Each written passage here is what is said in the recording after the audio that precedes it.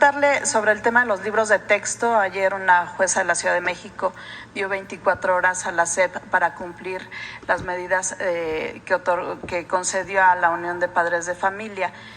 Yo quiero preguntarle qué amparos hay, cuál es el estatus jurídico que tienen, si hay alguna orden judicial para que no se distribuyan los libros, si hay algún riesgo de que una vez que inicie el ciclo, usted decía hace unos días que no se van a embodegar, pero si hay algún riesgo que por alguna orden judicial estos libros nuevos no lleguen a las aulas.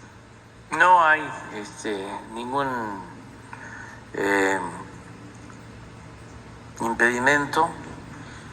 Los libros van a llegar para el reinicio a clases el día 28 de este mes de agosto que está iniciando. Es el regreso a clases, van a estar ya los libros. No hay ningún juicio de amparo que impida el que se distribuyan los libros. No hay nada que impida eso. Se está planteando que no se distribuyan a las escuelas o a los niños hasta que no se presenten los planes de estudio, pues todavía falta tiempo para la presentación de los planes de estudio. ¿Se presentarían antes los planes de estudio y sí, para cumplir, digamos, ese requisito? Sí. No hay ningún problema. Cuando se trata de estas cosas, pues siempre viene a la memoria lo que pasó en la época del presidente López Mateos, ¿no? Que hubo una campaña de los conservadores de entonces, porque no querían los textos gratuitos, los libros de texto gratuito. Era secretario de Educación Torres Bodet y se propuso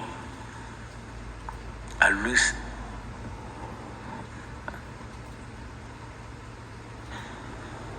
el intelectual, escritor Martín Luis Guzmán como director de la Comisión de Libros de Texto, y se creó un consejo para eso, y hubo oposición muy fuerte, los mismos de ahora, bueno, el mismo pensamiento de entonces. No querían los libros de texto y sin embargo pues se distribuyeron y ayudaron muchísimo. Esto a principios de los años 60. A nosotros nos tocó recibir los primeros libros en ese entonces. Hay un texto de Torres Bodet explicando sobre esas protestas. A ver si no lo tienes, el libro, el texto de Torres Bodet, para que lo suban a las redes. Sí, porque se equivocó el gran filósofo alemán cuando aseguró que la historia no se repite, aunque decía que se repetía solo en su versión caricaturesca. Y sí, se repite la historia, aunque sea en versión caricaturesca.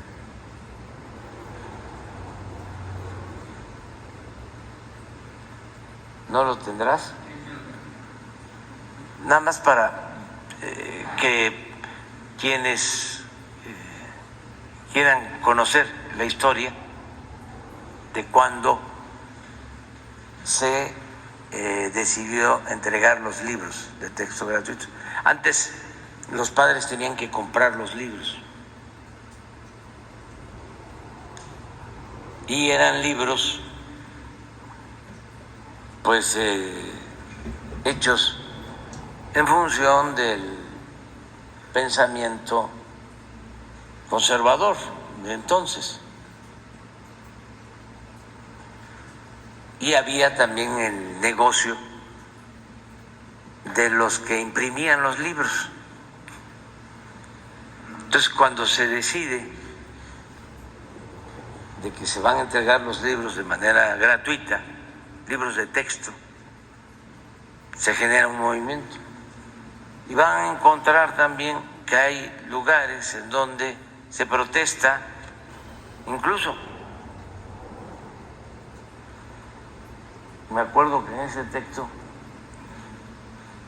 se habla de que cuando va el presidente López Mateos a un estado, a San Luis, ¿no? No, creo que a Guanajuato. A ver, préstame.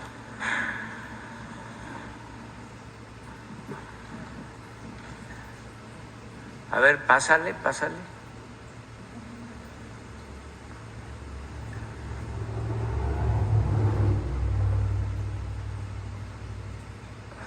Adelante.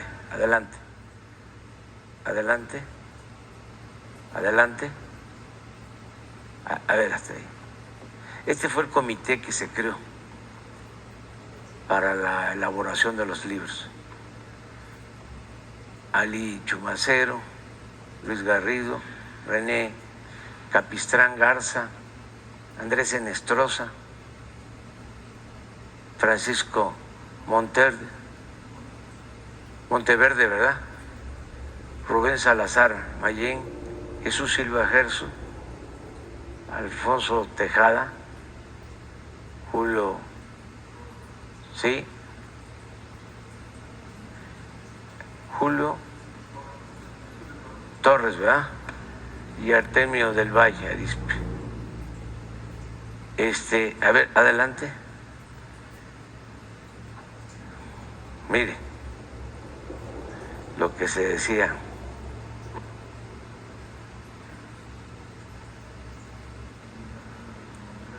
Este Monterrey.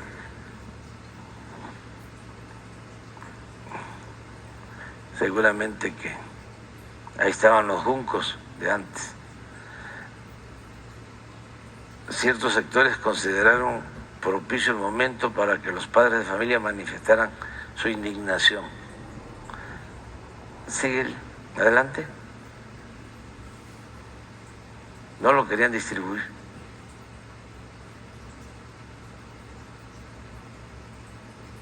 Miren, este es. Sí, durante el viaje que hizo a León en enero de 1963, el presidente López Mateos, para inaugurar la ciudad deportiva del estado de Guanajuato, el presidente se vio asediado por niños que obedecían consignas de críticos invisibles, o sea, de los que tiran la piedra y esconden la mano, muy propio de la hipocresía, ¿no?, de la derecha. Ostentaban en su cartel esta frase cínica: el texto único es una vergüenza para México.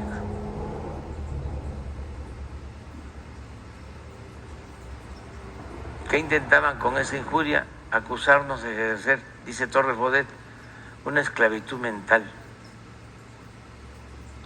la que según sus ocultos guías estábamos imponiendo a los escolares mediante el reparto de los libros de texto gratuitos. Y ahí contestó el presidente: lo que es una vergüenza para México, contestó el presidente, es que las fuerzas oscuras que no dan la cara se valgan de niños para decir un pensamiento que no tienen el valor de expresar. Pero todo el texto es muy bueno y al final se logró, en bien de la educación pública, la entrega de los libros a principios de los años 60 del siglo pasado. Desde entonces se creó la Comisión de Libros de Texto Gratuito. Y sí, Martín Luis Guzmán fue el primer director de la Comisión de Libros de Texto Gratuito. Ahora, pues se está haciendo una revisión de los contenidos de los libros, ya no los están haciendo. Pero también en esto, además de los grupos conservadores, se oponían pues los que imprimían los libros, porque eran los que tenían el negocio, los libros que vendían. Y cuando se decide entregarlos de manera gratuita, pues todos estos grupos se inconforman. Aunque ahora la queja es porque no se conoce el contenido, ¿no? De los... Sí, de los, pero es en el fondo lo mismo. O sea, si hacen ustedes la investigación sobre quiénes se oponen y quiénes están promoviendo los amparos, van a encontrar que es exactamente lo mismo. Por eso sí recomiendo el texto de Torres Bodet para conocer lo que sucedió en ese entonces. Por eso la historia es la maestra de la vida, decía Cicerón. Quien no sabe de dónde viene, difícilmente va a saber hacia dónde va. El pensamiento conservador siempre ha existido. Ni cuando triunfa la República,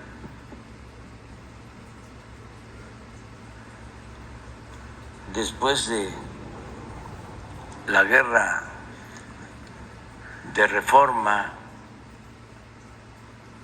y de la intervención francesa, luego de que se restaura nuestra república, es un gran triunfo. Se pensaba que ya había desaparecido el conservadurismo. No, siguió existiendo, se mantuvo durante el periodo del presidente Juárez, durante la República restaurada y del presidente Lerdo, y todavía con Porfirio Díaz hubo un movimiento liberal. Todos los gobernadores de aquella época, la mayoría, eran liberales, incluso masones. Pero poco a poco fue avanzando el movimiento conservador de nuevo, hasta que el porfiriato se volvió completamente un movimiento conservador, contrario al pueblo, a las libertades, al grado de que resucitó, se restableció la esclavitud en el país. Y fue un periodo de auge del pensamiento conservador. Por eso la revolución. Sin embargo, después de la revolución continuó el pensamiento conservador.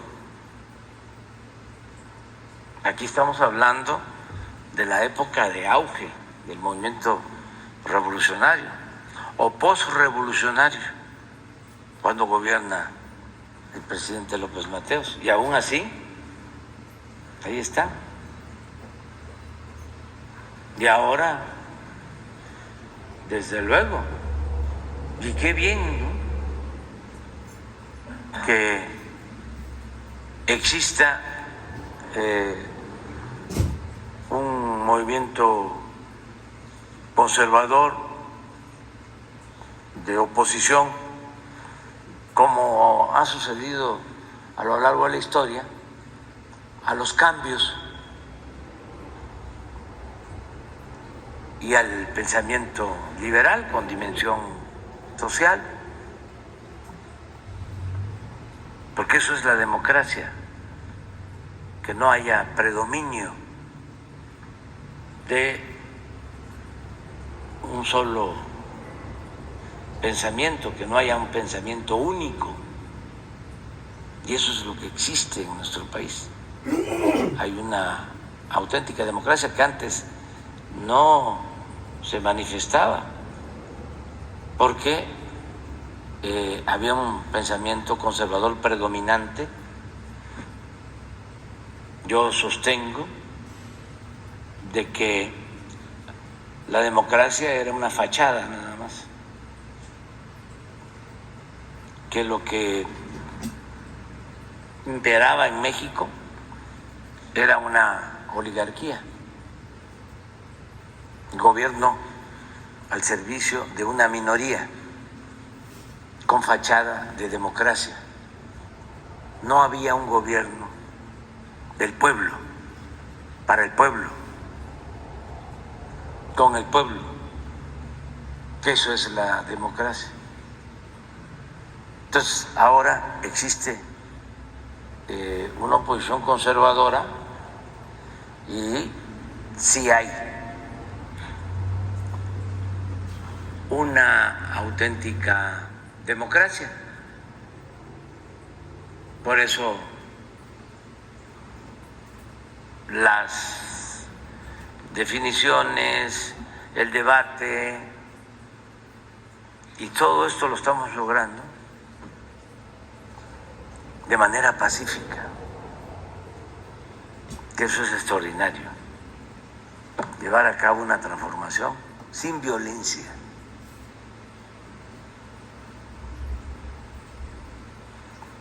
Y se va avanzando. Y la verdad, nosotros estamos muy contentos porque estamos logrando el propósito de transformar. Ayer lo decía, ¿cuál es el fin último de un gobierno democrático? Lograr la felicidad del pueblo. Y lo estamos logrando. Imagínense lo que significa disminuir la pobreza, reducir la desigualdad.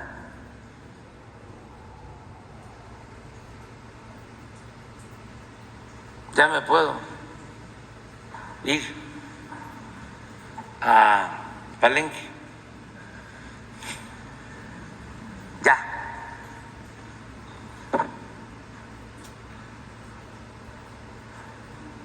Aunque les moleste a mis adversarios conservadores, pero sí ha sido muy importante lo que hemos logrado entre todos, incluso hasta con el buen comportamiento de los conservadores, porque no pasan de insultos.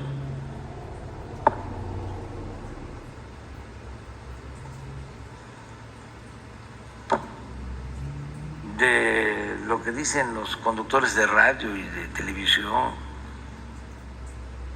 en contra de nosotros, o los columnistas, pero eso no afecta. Además, como hemos echado a andar desde hace tiempo lo que llamamos la revolución de las conciencias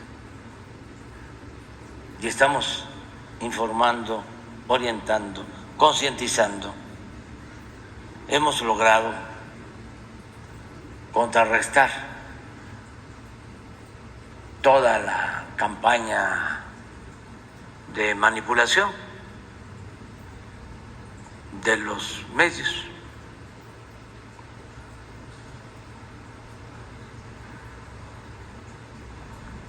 Presidente, y en otro tema le quiero preguntar, cuando fue la cumbre de líderes de América del Norte, se acordó un espacio